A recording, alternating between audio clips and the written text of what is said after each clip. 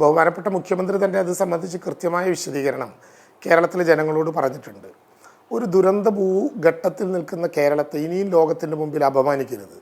വെറുതെ അനാവശ്യമായിട്ടുള്ള തെറ്റായ വാർത്തകൾ നൽകി ഒരുപക്ഷെ ശ്രദ്ധയില്ലാത്ത വിധത്തിൽ വാർത്തകൾ പ്രസിദ്ധീകരിക്കുകയും പിന്നെ അതൊരു തെറ്റാണെന്ന് മനസ്സിലാക്കിയപ്പോൾ ആ തെറ്റിൽ നിന്ന് തിരിച്ചു പോകാൻ പ്രയാസമുള്ളത് കൊണ്ട് ആ തെറ്റിൽ നിന്നുകൊണ്ട് തന്നെ കൂടുതൽ ചർച്ചകളിലേക്ക് ഇടം കൊടുക്കുകയും ചെയ്യുന്ന വിധത്തിൽ ഒരു കാരണവശാലും മാധ്യമങ്ങൾ പോകരുത് എന്നാണിപ്പോൾ എനിക്ക് അഭ്യർത്ഥിക്കാനുള്ളത്. ഞാൻ അത്ഭുതത്തോടെ കാണുകയാണ്. എനിക്ക് ഈ ദുരന്ത നിവാരണ ഘട്ടത്തിലുണ്ടായ രണ്ട് പ്രയാസങ്ങൾ, ഏറ്റവും പ്രധാനപ്പെട്ട 2 പ്രയാസങ്ങളിൽ ഇപ്പോൾ രണ്ടാമത്തെ പ്രയാസം കൂടിയായി. ആദ്യത്തെ പ്രയാസം ഞാൻ അന്ന് തന്നെ വൈകുന്നേരം മാധ്യമങ്ങളിലൂടെ പറഞ്ഞിരുന്നൊരു കാര്യം, വിതരണം ചെയ്യാത്ത ബ്രെഡ് പൂത്ത കഥയുണ്ടായ ഒരു അനുഭവം നമുക്ക് ചൂരൽമലയിൽ നിന്നുണ്ടായി. സർക്കാർ കൊടുത്ത ബ്രെഡ് പൂത്തു എന്ന് വ്യാപകമായ പ്രചരണം ഉണ്ടായി. കൊടുക്കാത്ത ബ്രെഡ് എങ്ങനെ പൂക്കും എന്ന് ചോദിച്ചപ്പോൾ പിന്നെ പൂത്ത ബ്രെഡ് എങ്ങനെ വന്നു എന്നുള്ളതിനെക്കുറിച്ച് ആർക്കും ഒരറിവുമില്ല.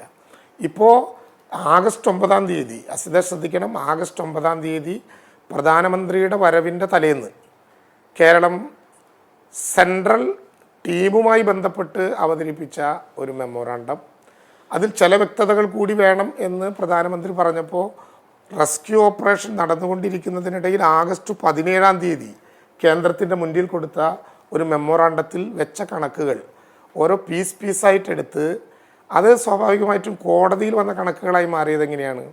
കോടതി ഇത് സംബന്ധിച്ചൊരു കേസ് നടന്നുകൊണ്ടിരിക്കുമ്പോൾ മെമ്മോറാണ്ടം സെൻട്രൽ ഗവൺമെൻറ്റിന് സമർപ്പിച്ചോ എന്ന് കേരളത്തിനോട് ചോദിച്ചു. സമർപ്പിച്ചു എന്ന് കേരളം പറഞ്ഞു. എങ്കിൽ ആ സമർപ്പിച്ചതിൻ്റെ കോപ്പി കോടതിക്ക് മുമ്പാകെ ഹാജരാക്കണം എന്ന് കോടതി ആവശ്യപ്പെട്ടു. കോടതിക്ക് മുമ്പാകെ കേരളം ആ മെമ്മോറാണ്ടം നൽകി, അതിൻ്റെ കോപ്പി നൽകി. കോടതി അതിനെ എൻഡോസ് ചെയ്ത് പിന്നെ കോടതിയെ സഹായിക്കാൻ വേണ്ടി അവർ വെച്ചിട്ടുള്ള 2 അമിക്കസ് ക്യൂറികൾക്ക് അത് കൊടുത്തു. അവർ രണ്ടുപേരും ആ കണക്ക് നോക്കി അതിനെ എൻഡോസ് ചെയ്ത് കോടതിക്ക് ഇതാണ് കൊടുത്തത് എന്ന് കോടതിയുടെ മുമ്പിൽ അറിയിച്ചു. കോടതി കേന്ദ്ര ഗവൺമെൻറ്റിനോട് ഉള്ള വക്കീലുമായിട്ടുള്ള ചർച്ചയുടെ അടിസ്ഥാനത്തിൽ 6 ആഴ്ചകൾക്കുള്ളിൽ ഇതിലൊരു തീരുമാനമെടുക്കണം എന്ന് കേന്ദ്രത്തിനോട് പറഞ്ഞു. ഇതാണ് കോടതിയിൽ നടന്ന സംഭവങ്ങളെ സംബന്ധിച്ച യാഥാർത്ഥ്യം. കോടതി ഈ മെമ്മോറാണ്ടത്തെ വിമർശിക്കുകയോ കോടതി ഇതിൽ എന്തെങ്കിലും തെറ്റു പറയുകയോ ചെയ്തിട്ടുണ്ടായിരുന്നില്ല. ആ മെമ്മോറാണ്ടത്തിൽ വന്ന ഓരോ ചെറു കാര്യങ്ങളും ഇങ്ങനെ കണക്കിലെടുത്തുകൊണ്ട് പറയുന്നതിൽ എന്താണ് അർത്ഥം ഉള്ളത് എന്നെനിക്ക് മനസ്സിലാകുന്നില്ല. ആരെ തോൽപ്പിക്കാനാണ് ഇങ്ങനെ ഒരു നടപടി ഉണ്ടാവുക? ഏതെങ്കിലും വിധത്തിൽ വളണ്ടിയർമാർക്ക് വേണ്ടിയിട്ടുള്ള പണം എഴുതിയെടുത്തിട്ടുണ്ടോ കേരളം? എവിടെ നിന്നെങ്കിലും കേരളം ബറയിലിന് വേണ്ടിയിട്ടുള്ള പണം എഴുതിയെടുത്തിട്ടുണ്ടോ? ഇനി വരാൻ പോകുന്ന ഒരു ബില്ലിനെ സംബന്ധിച്ചാണ് പിന്നെ ഹെലികോപ്റ്ററിൻ്റെ ഹെലി ലിഫ്റ്റിങ്ങിന് വേണ്ടി വന്നിട്ടുള്ള വാടക കൊടുക്കുന്നതിനെ സംബന്ധിച്ച് കേരളം പറഞ്ഞത്. അത് കേരളം എഴുതിയെടുത്ത സംഖ്യയാണോ? എന്തിനാണ് അനാവശ്യമായിട്ട് ഇങ്ങനെ ഒരു ചർച്ചയിലേക്ക് പോകുന്നത്? അങ്ങനെ കേരളം എഴുതിയെടുക്കാൻ എവിടെ നിന്നാണ് കേരളത്തിന് പണം ഉണ്ടാവുക? വിവരാവകാശം വെച്ചു കൊടുത്തോട്ടെ. കേരളം ഏതെങ്കിലും വിധത്തിൽ നടത്തിയിട്ടുള്ള എക്സ്പെൻഡിച്ചറിൽ പ്രശ്നമുണ്ടെങ്കിൽ അത് ഉന്നയിച്ചോട്ടെ. ഇത് നമ്മൾ ആൻറ്റിസിപ്പേറ്റഡ് കോസ്റ്റ് എന്ന് പറയുന്നത് പോലെ വരാനിരിക്കുന്ന എസ്റ്റിമേറ്റ്. ഇപ്പോൾ സെർച്ച് ഓഫ് റെസ്ക്യൂ ഓപ്പറേഷൻ ഈ പിന്നെ നമ്മുടെ മെമ്മോറാണ്ടത്തിലെ 2.5 പ്രകാരം അതിങ്ങനെ പ്രസിദ്ധീകരിച്ചിരുന്നു ഇന്നലെ ഒരു മാധ്യമം. ഇപ്പോൾ നിങ്ങളത് കാണിച്ചുകൊണ്ടിരിക്കുന്നുണ്ട്. അതിലെന്താണ് പറയുന്നത്? The search and rescue involved over 5,000 individuals and 150 heavy machinery. Salvaging operations are continuing and so is the search for missing individuals. The cost of this may be broken down as follows. അത് expenditure ആണോ? May be broken down as follows എന്ന് പറഞ്ഞാൽ അങ്ങനെ ഉണ്ടാകാൻ സാധ്യതയുള്ള ഒരു ചെലവുകളെ സംബന്ധിച്ച് കേരളം പറയുകയാണ്. STRFന് ചില മാനദണ്ഡങ്ങളുണ്ട്, NDRFന് മാനദണ്ഡങ്ങളുണ്ട്. ആ മാനദണ്ഡങ്ങളില്ലാതെ തുക എഴുതിയെടുക്കാൻ ആർക്കെങ്കിലും പറ്റുമോ? 2018 പ്രളയം ഉണ്ടായി. STRF സംബന്ധിച്ച് നമുക്ക് കൊടുക്കാവുന്ന നഷ്ടം എത്രയാണ്? 6,000 കോടിയാണ് STRF സംബന്ധിച്ച് നമ്മുടെ നഷ്ടം. അങ്ങനെ പറഞ്ഞാൽ ഇപ്പോൾ സ്ഥിതിക്കറിയാൻ നോക്കിയാൽ STRFൻ്റെ മാനദണ്ഡം അനുസരിച്ച് ഒരു വീട് പൂർണ്ണമായി നഷ്ടപ്പെട്ടാൽ അന്ന് 1,10,000 ആയിരുന്നു. കുന്നിൻ ചെരുവിൽ സമതലത്തിൽ 91,000-ഉം 1,01,000-ഉമായിരുന്നു.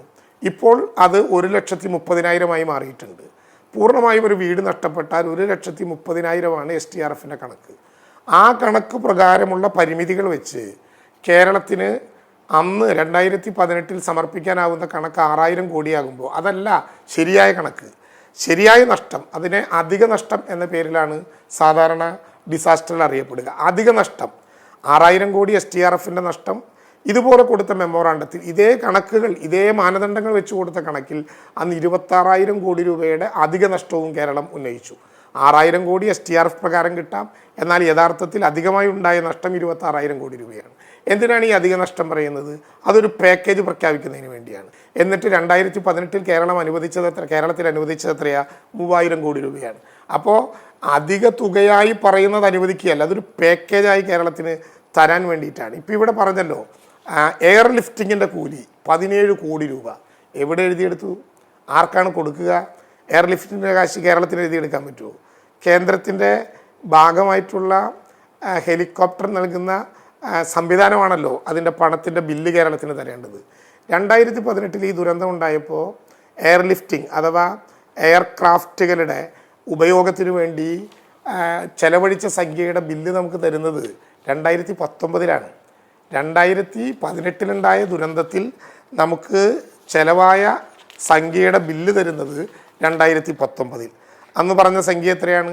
അന്ന് പറഞ്ഞത് 102 കോടി രൂപ 2018 എയർ ലിഫ്റ്റിങ്ങിന് വേണ്ടി കൊടുക്കാനുള്ള ബില്ല് എയർഫോഴ്സ് തന്നതിൻ്റെ കൂട്ടത്തിൽ തന്നെ ഇനി ഓക്കിക്ക് വന്ന കാശ് കൂടി കൂട്ടി 130 കോടി രൂപ തരണം എന്നാണ് അന്ന് ആവശ്യപ്പെട്ടത്. 17 കോടി രൂപ ചെലവഴിക്കും എന്നുള്ളതിൻ്റെ ബ്രേക്കറ്റിൽ ആക്ച്വൽസ് എന്ന് നമ്മൾ എഴുതുന്നതിൻ്റെ കാര്യം എന്താണ്? അപ്പോൾ 102 കോടി രൂപയുടെ കണക്ക് വരുന്നത് ഒരു വർഷം കഴിഞ്ഞിട്ടാണ്. ഓക്കിയുടെ പണം വരുന്നത് ഒരു വർഷത്തിൽ കൂടുതൽ കഴിഞ്ഞിട്ടാണ്. ആക്ച്വൽസ് എന്തിനാണ് ബ്രേക്കറ്റിൽ എഴുതുന്നത്? ആളുകളെ തെറ്റിദ്ധരിപ്പിച്ചത് ആക്ച്വൽ ചെലവാണെന്നാണ്. അങ്ങനെയല്ലല്ലോ. ആക്ച്വൽസ് എന്നെഴുതുന്നത് 17 കോടി രൂപ ഞങ്ങൾ പ്രതീക്ഷിക്കുന്നു. 17 കോടിയേക്കാൾ കൂടുതൽ വന്നാൽ 17 കോടിയേക്കാൾ കുറവ് വന്നാലും എത്രയാണോ ചെലവ് വന്നത് ആ സംഖ്യയായിരിക്കും തരേണ്ടത്. അതിനുവേണ്ടിയാണ് ആക്ച്വൽസ് എന്നെഴുതുന്നത്. ഇതാർക്കാണ് മനസ്സിലാകാത്തത്? ഇനിയിപ്പോൾ കേന്ദ്രം കേരളത്തിനൊരു വലിയ സംഖ്യ അനുവദിക്കുക എന്ന് വെക്കുക, അതങ്ങനെ വെറുതെ എഴുതിയെടുക്കാൻ പറ്റുമോ? കേരളത്തിന് STRFൻ്റെ സംഖ്യ അതിൻ്റെ നോംസ് അനുസരിച്ചല്ലേ കേരളത്തിന് എഴുതിയെടുക്കാൻ വേണ്ടി പറ്റുക? അപ്പോൾ ഇങ്ങനെ ഓരോ കാര്യത്തിലും ഞാനിപ്പോൾ എയർ ലിഫ്റ്റിങ്ങിനെ കുറിച്ച് പറഞ്ഞതുകൊണ്ട് ആ വരി കൂടി വായിക്കാം. 2:8 പറയുന്നത്. Relief measures air dropping. The aircraft of Indian Air Force were used for transporting troops, air lifting of rescued, air lifting of dead bodies, dropping of troops, VIP movement etcetera.